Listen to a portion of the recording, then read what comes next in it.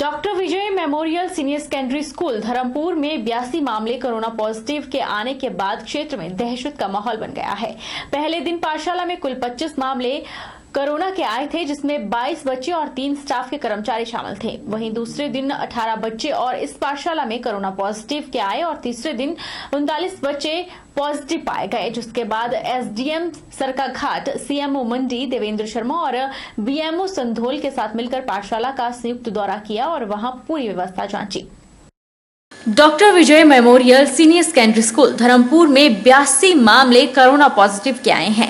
बुधवार को एसडीएम सरकाघाट राहुल जैन, जो कि धर्मपुर एसडीएम कार्यालय का कार्यभार संभाल रहे हैं, उन्होंने सीएम मंडी देवेंद्र शर्मा और बीएम संधोल के साथ मिलकर पाठशाला का संयुक्त दौरा किया और वहां पूरी व्यवस्थाएं जांची और बच्चों के स्वास्थ्य के बारे में भी पाठशाला के प्रधानाचार्य कुलदीप सिंह से जानकारी ली। एसडीएम राहुल जैन ने बताया कि बच्चों का स्वास्थ्य पूरी तरह से ठीक है और स्वास्थ्य विभाग की टीम लगातार पाठशाला पर निगरानी रखे हुए हैं। 3 बार बच्चों के स्वास्थ्य की जांच की जा रही है।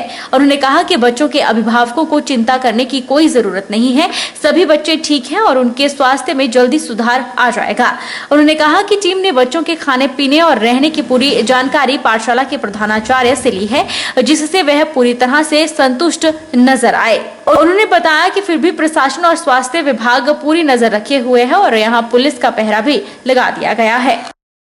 जैसा कि आप जानते हैं कि साई स्कूल धर्मपुर में 82 केस कोविड केसेस रिपोर्ट हुए हैं, जिसमें से 79 बच्चे हैं और 3 एम्प्लॉइज़ कोविड पॉजिटिव आए हैं। और आज जो है मैंने सीएमओ साहब ने और बीएमओ साहब ने स्कूल का दौरा किया और जो भी वहाँ पे फैसिलिटीज़ हैं उनका जायज़ा लिया और किसी भी प्रकार की किसी भी बच्चे को कोई तकलीफ़ नहीं है। और 3 बार इसमें डॉक्टर्स जो है राउंड पे आके बच्चों का चेकअप भी कर रहे हैं और खाने पीने की व्यवस्था भी बिल्कुल ठीक है और किसी को भी पेरेंट्स को घबराने की ज़रूरत नहीं है। प्रशासन जो है पूर्णतः इस स्कूल की मॉनिटरिंग कर रहा है और किसी भी तरह की कोई प्रॉब्लम आती है तो आप पेरेंट्स मुझसे संपर्क कर सकते हैं। लड़भड़ोल क्षेत्र की ऊटपुर पंचायत में 25 साल के युवक की संदिग्ध मौत पर शव को कब्जे में लेने पहुंची जोगिंदरनगर पुलिस विवाद में उलझ गई। यहां पर परिजन शव के पोस्टमार्टम को लेकर अड़ गए। लड़भड़ोल क्षेत्र की ग्राम पंचायत ऊटपुर में 25 साल के अक्षय की अपनी दादी के साथ किसी बात को लेकर विवाद हो गया था। इस दौरान दादी से मारपीट की जानकारी भी पुलिस के माध्यम से मिली है। जानकारी के अनुसार घायल दादी को देखकर युवक ने तैश में आकर जहरीले पदार्थ का सेवन कर लिया था, जिसे उपचार के लिए टांडा मेडिकल अस्पताल में रेफर करना पड़ा। लेकिन इसी बीच रास्ते में युवक की मौत हो गई और शव को परिजन अपने घर ले गए। वीरवार सुबह जब पुलिस की टीम ने शव को पोस्टमार्टम के लिए कब्जे में लेना चाहा तो मौके पर मौजूद ग्रामीणों और परिजनों ने पोस्टमार्टम करवाने को लेकर पहले मना कर दिया, लेकिन बाद में पुलिस के समझाने के बाद शव के पोस्टमार्टम को लेकर पुलिस के सुपुर्द कर दिया।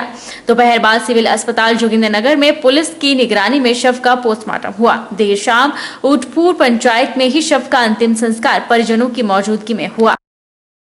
जिला महासचिव कांग्रेस कमेटी और पूर्व ब्लॉक समिति सदस्य संदेश डडवाल ने पत्रकार वार्ता कर रणवीर सिंह निक्का द्वारा पत्रकार वार्ता में पूर्व विधायक अजय महाजन पर जो आरोप लगाए हैं उसका उन्होंने मुंहतोड़ जवाब दिया। संदेश ने कहा कि नूरपुर में आज तक जो भी विकास हुआ है वो स्वर्गीय सत महाजन या अजय महाजन के द्वारा ही हुआ है और ये कोई भी अपने बिना मत से कोई आगे नहीं आता। पब्लिक उसको वोट डालती है तभी कोई आगे आता है, ऐसे कोई नहीं आता। तो मैं इनको बताना चाहता हूँ, जैसे बरसात आती है तो डड्डू बाहर आते हैं, वो निक्का जी का साल है। अब इलेक्शन आ गए, इलेक्शन ईयर आ गया तो निक्का जी बाहर आ गए हैं।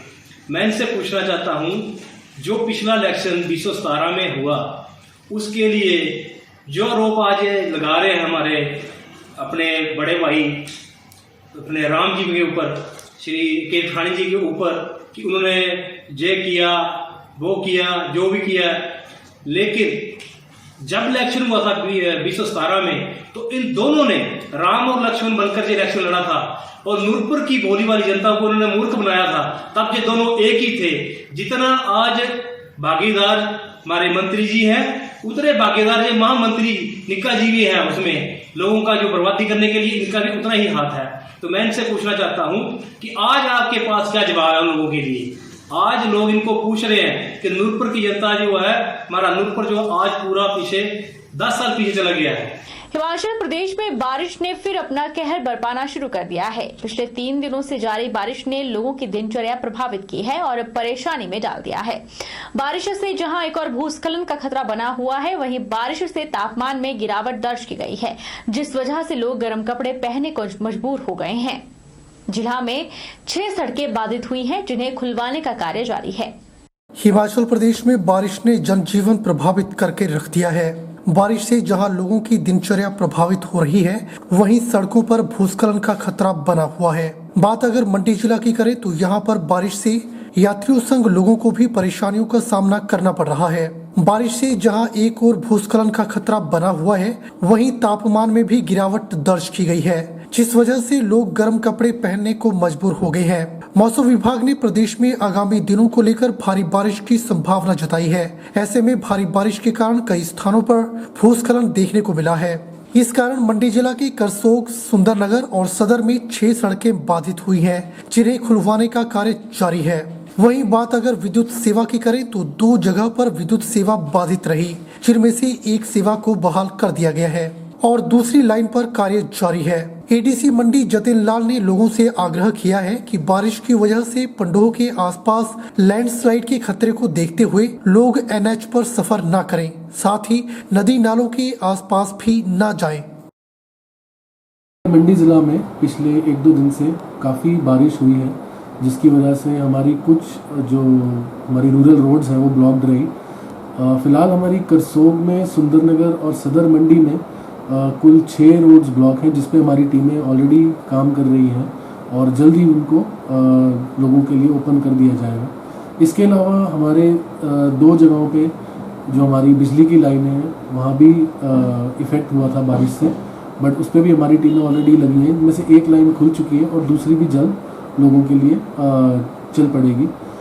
इसके अलावा हमारे जो पंडोह साइड और नेशनल हाईवे पे काफ़ी वर्षा अभी भी हो रही है और इसमें ये अनुमान लगाया जा रहा है कि ज़्यादा वर्षा से हो सकता है कि लैंडस्लाइड का खतरा वहाँ बना रहे। तो मेरी सभी लोगों से अपील है कि इस दौरान वर्षा के टाइम प्लीज़ हमारी जो नेशनल हाईवे है उसको अवॉइड करें और नदी जो हमारी ब्यास और आसपास नालों के पास ज़्यादा ना जाएं। और जो हमारा कटौला वाला रास्ता है वो भी फ़िलहाल खुला है और हम यही कोशिश करेंगे कि अगर ज़्यादा वर्षा होती है तब भी वो रास्ता चलता रहे।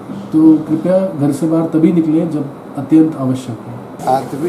रात में काफ़ी बारिश हुई, अब जो है थोड़ी थोड़ी बारिश हो रही है, बूंदा बूंदा हो रही है, मौसम ठंडा हो गया है।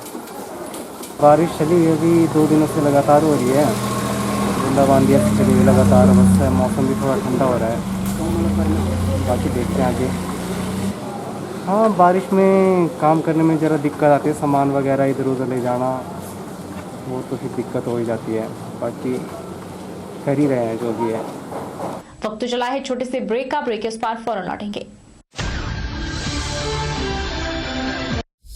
Abhilashi University admission start for 2021 and 22. MTech, BMS, BSc MLT, BPT, B Pharmacy, M Pharmacy, D Pharma, Allopathy, Ayurveda, Diploma, Arts and Craft, MA Economics, MA Education, BSc Honours Agriculture, BSc Forestry, MSc Agriculture, 2-year Diploma in Veterinary Pharmacist. Also contact for 4-year Integrated BA, BEd, BSc, BEd, MSc in Geology, PGDCA, MBA, PhD in Education, Management, Pharmacy, Geology, Engineering and Agriculture.